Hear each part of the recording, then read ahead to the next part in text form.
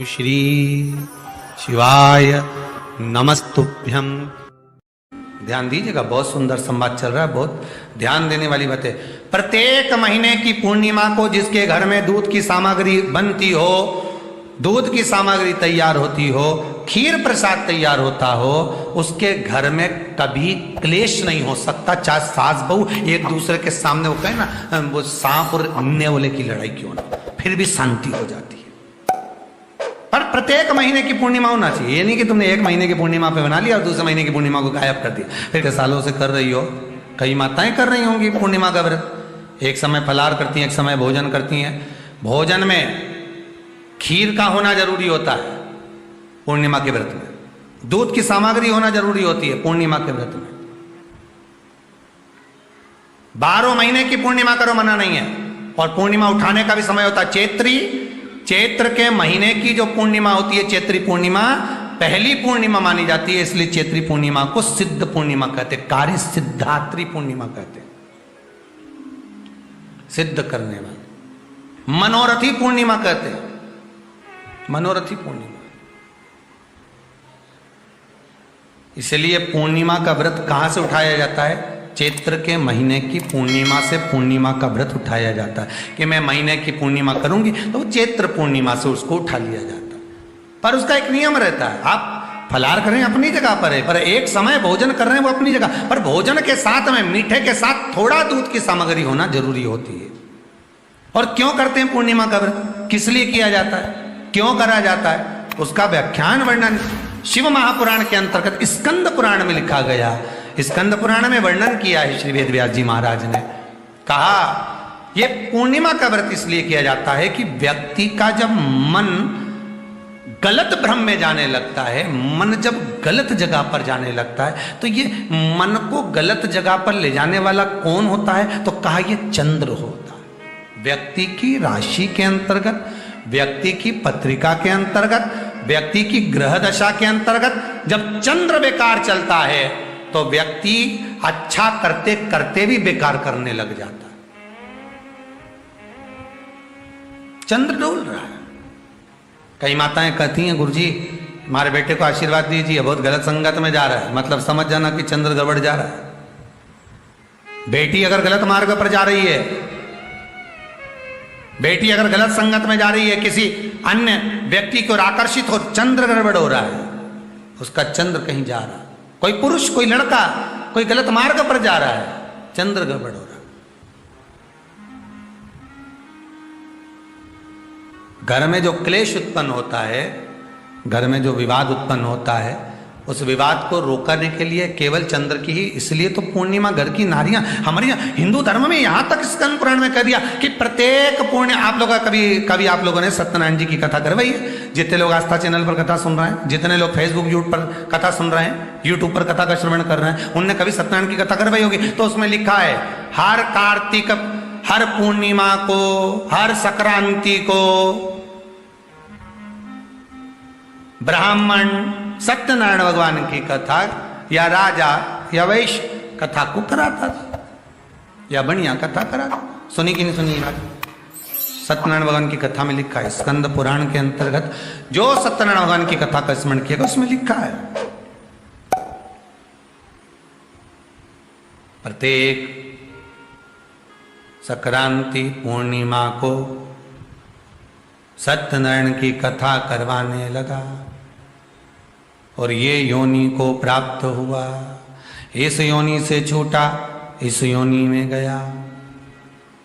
लिखा है, सब कुछ लिखा है।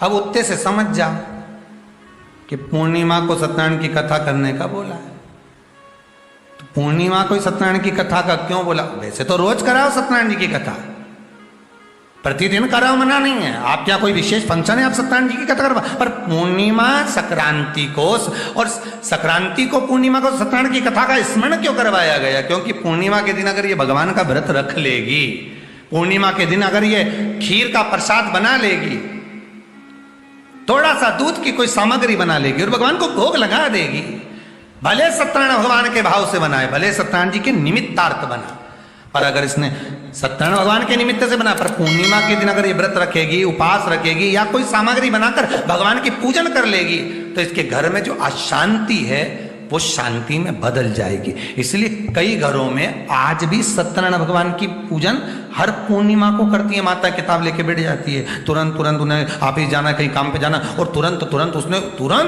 जल्दी जल्दी कलश रखा, कलश नहीं भी रखे तो भगवान की पूजन कर रखे, ब्राह्मण देवता को बुला लेगी, ब्राह्मण नहीं आएंगे तो खुद कर लेगी, पर करती जरूर है।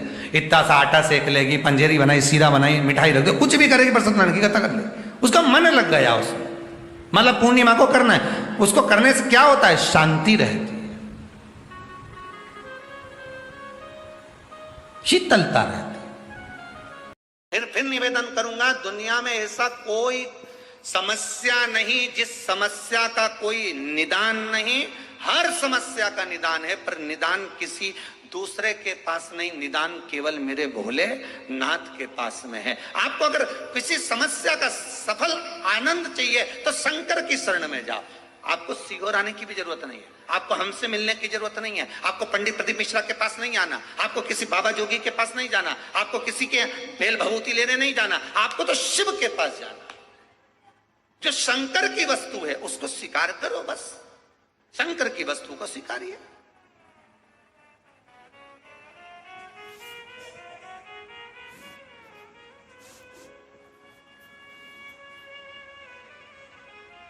शंकर की वस्तु को स्वीकार करना चालू कर दीजिए। अरे भाई, शिव महापुराण की कथा तो यहां तक कहती है,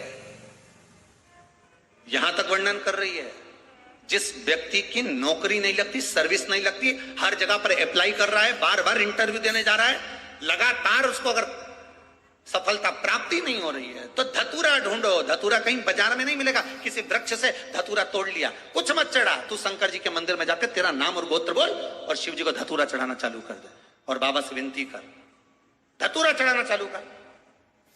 अब धतूरा कोई बहुत कीमती होता है क्या, बहुत पैसे का मिलेगा क्या, कहीं पे भी मिल जाएगा। धतूरा तोड़ और चढ़ा शंकर जी को। रोज नियम बना ले कि एक धतूरा मैं शंकर जी को चढ़ाऊंगा, प्रतिदिन चढ़ाऊंगा, शिव जी से जाकर निवेदन करूंगा प्रतिदिन। शंकर जी की प्रिय वस्तु में धतूरा, बेलपत्र आदि कादि की तो है, क्या है, चढ़ा रोज एक धतूरा। फिर वही धतूरा जिसके यहां तू इंटरव्यू देने जा रहा है उसी के सिर पे चढ़ गया, जो तूने शिव जी के चढ़ाया वही धतूरा वहां चढ़ा है, तो क्यों चिंता करता है। आ गया पूर्णिमा की रात्रि, बड़े से बड़ी बीमारियां, बड़े से बड़े रोग, बड़े से बड़े कष्ट इस पूर्णिमा की रात्रि को छूट जाए। दमे की बीमारी, श्वास की बीमारी, अनिद्रा की बीमारी, रात्रि को जगना, ये सारी बीमारियां पूर्णिमा की रात्रि को अगर व्यक्ति अपने जीवन को सुखमय बनाए, अपने जीवन को आनंदमय बनाए तो सब छूट सकता। पूर्णिमा की रात्रि को पीपल के पत्ते 5 लेकर उसके ऊपर खीर डालकर रात्रि को खा लेने से महाराज दमे की बीमारी, श्वास की बीमारी रुक जाती है, वो बीमारी बढ़ती नहीं है, उससे कष्ट नहीं होता। जिन बच्चों के नेत्र कमजोर होते हैं, रोशनी कमजोर होती है, पूर्णिमा के दिन रात्रि को 12 बजे भगवान चंद्रदेव का दर्शन कराइए। 5 से 7 मिनट तक नयन मिलाएं चंद्रदेव के साथ और बाद में एक पीपल के पत्ते पर खीर जो चंद्र के नीचे रखी हुई है उसी खीर को चटा दीजिए, फिर चंद्र का दर्शन कराओ।